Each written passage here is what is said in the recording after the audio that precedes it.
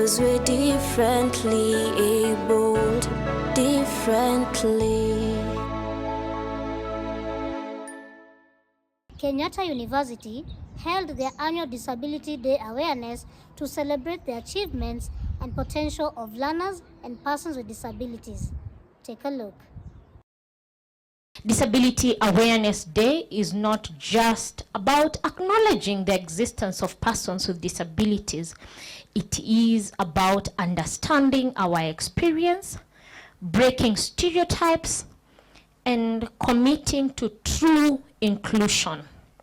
15 years of hosting a Disability Awareness Day event is no mean feat for Kenyatta University. KU being the institution with the highest number of students with disabilities in higher education, from first year to fourth year up to sixth year, because we have some of them taking pharmacy and engineering and so on. We have kind of been able to bring on board virtually all the students who have disabilities, because in the institution, during the admissions, they are all collected together. They have special place where they are residing, accommodation, things like transport, and so they are inducted from day one. Your presence here today is a testament to the progress we are making towards a more inclusive and accessible society. Our campus was our barracks. And barracks, you only cater for people who can run around. But now they have covered the ditches, so you can walk wherever you want to go without worry. As a student, I used to jump those ditches, but now they are covered. And the accessibility is very good. Signage also, so that persons with the low visual impairment, when they go to the health unit, they can know which room to go to, and so on. So there are quite a lot of things we celebrate. When I joined campus, I remember we used to take a certain path like education, music and stuff.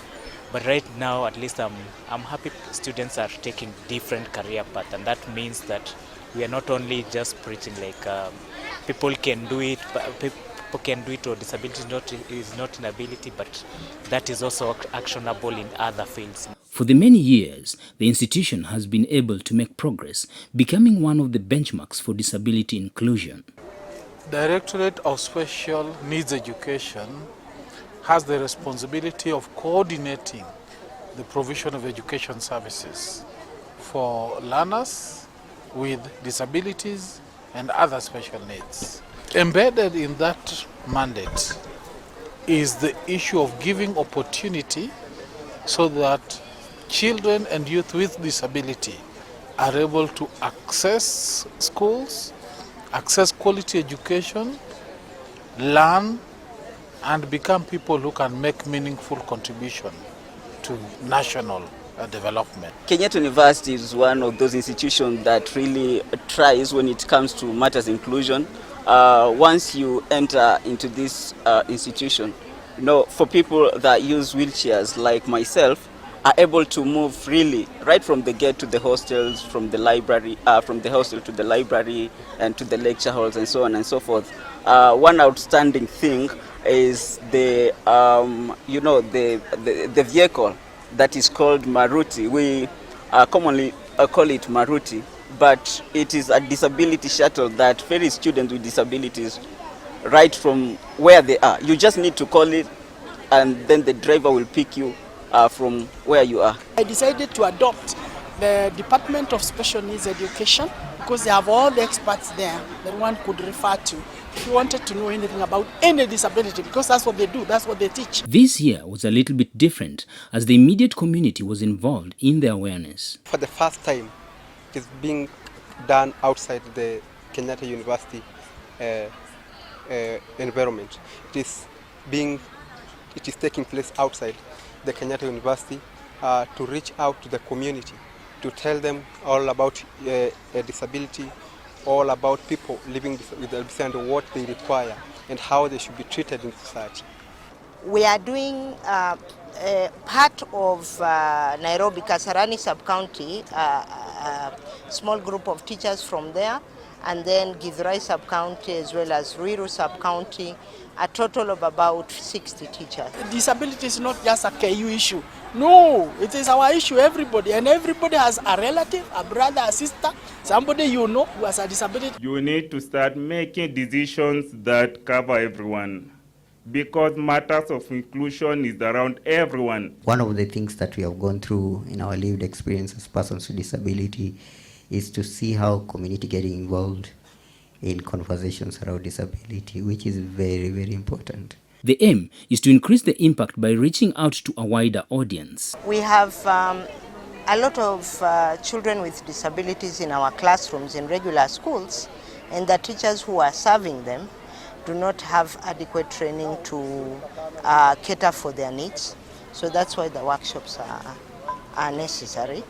The other workshop is for students on career mentoring. There are a lot of young people who require guidance on that. And for students with disabilities, we also need to provide self-advocacy skills so that they can learn the importance of self-advocacy, but also how to self-advocate appropriately. I feel now we need to bring more stakeholders on board.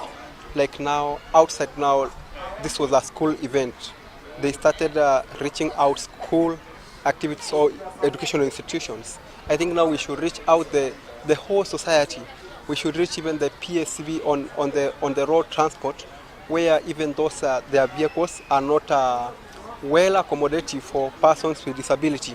How they carry them, how they handle them. It is not that friendly. This is a person. Before that disability, he is a human being. So I think it's important to address people by their names before looking at the situation. The first thing people see when they have a person with disability is their disability. So even when you see somebody on wheelchair, you wonder now, who do I greet? Is it the child? How do I handle this person? And he's telling you the best thing to do, greet the person, ignore the chair. Because the chair happens to be helping to move around. The more important thing between the two is the person. When we conduct functional assessment, it's about going out into the community, raising levels of awareness and sensitizing households that have children with disabilities about the importance of assessment so that intervention can be designed based on their attachment. 100, I would say it's where people are able to communicate directly. We're talking of persons who are visually impaired. When we are able to communicate to maybe students are able to do the exams using laptops or technology. So there is just direct access from the student to the lecturer. So there is no intermediary in between, because that is where a lot of meddling goes on. You see, we're talking of debrailing and stuff. That means the students are still curtailed into some language, some different language from the global language. But as far as they are able to use technology directly to communicate their ideas, that also preserves their authenticity of their work. People who use sign language, it's when you see I don't need an interpreter for me to communicate with the deaf. I don't know how that's going to be achieved, but I believe in the future. Calls for inclusion were made, as this is the only path that can break barriers in society. Daniel is standing in front of you probably because he was empowered and probably had an advantage at some point, but majority are actually out there voiceless. How do we use these opportunities to create ecosystems that work, to create systems that support, but also systems that also give a chance for the voiceless to actually speak and contribute? There are some that usually escape our fingers. Why? Because some of them are in denial. Disability does not necessarily mean everybody has admitted. So some people live in denial for a long time. Even members of staff, unfortunately, we have had some that we invite for disability, they don't come. According to them, they are okay, they don't need us. By the way, they come to our office when they need a letter of waiver, of tax waiver. That's when they come to us. Now we want that because that is money. Where persons with disabilities, according to KRA, they are given up to 150,000 Kenya shillings tax-free every month. So they come for that letter. They want that letter, but they don't want disability. So it becomes a kind of a waiver. Inclusion is something to do with attitude. Inclusion is very sensitive and it challenges everyone. It's an issue around values. 100% transition is government policy implemented by the Ministry of Education in collaboration with the multi-sectoral players. And to the greatest extent possible, any child who needs to access school or who is in school but needs to transit to a different level, the multi-sectoral team makes sure that this child is able to transit. In the journey of learning, there are three key things that one needs to have. One needs to have the information, which you can consider is the awareness, is the knowledge, which is the first step towards actioning. The second step is understanding.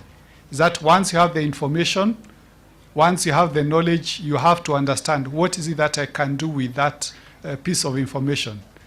There are many times when we've seen our colleagues who are medical doctors, they might have knowledge about the causes of disease, they might have the understanding, but perhaps they make a personal decision that I still want to continue smoking, and we know the challenges of smoking. So yes, it is not enough to have knowledge, it is not enough to have information and understanding. We need to go a third step, which is we call the application. Now that you have the information, you have the understanding, what then are we going to do with it?